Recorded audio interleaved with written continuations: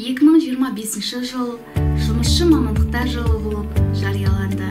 Осыған орай өз ісінің маманы атанған, көпке үлгі болып жүрген Ақжекенова Айгүл Тоқашқызының кәсібімен танысыңыз. Аты жөнім Ақжекенова Айгүл Тоқашқызы, Ойыл ауданының тумасымын. Қазіргі кезде Ырғыз ауданы Құйылыс елді мекенінде тұрып жатырмын. Тұрмысқа шығуыма байланысты Ырғыз ауданы өте шалғайда орналасқан. Біздің ауыл Ырғыздан 90 км қашықтықта орналасқан.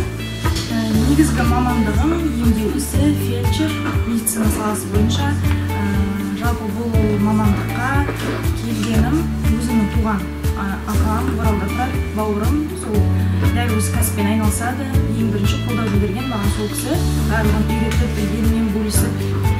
Соның арқасында осы кәсіпке келдім.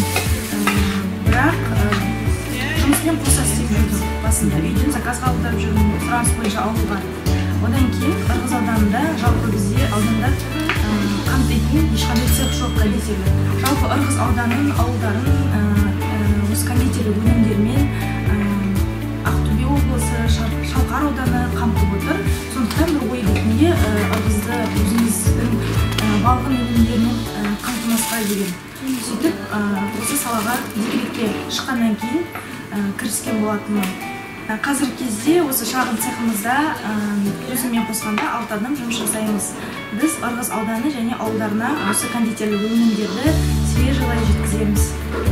Біз бір күнде 300-350 тортқа дейін қазіргі уақытта шығарып жүрміз.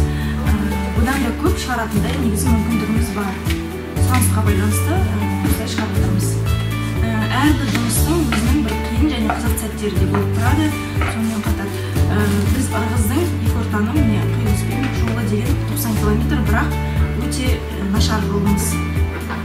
Соған байланысты енді торттарды жеткізу кейде бір қиындық болады. Көктемнің кезінде особенно барғанша талай аударылып, төңкеріліп, пайдаға аспай возврат жасаған кездерім де болды. Бірақ сонда да мойымай, соған біз қайтадан беріспей шығарып апара береміз Ырғызға. Ең қиыны әрекет етуді бастау. Қалғанының бәрі табандылыққа байланысты.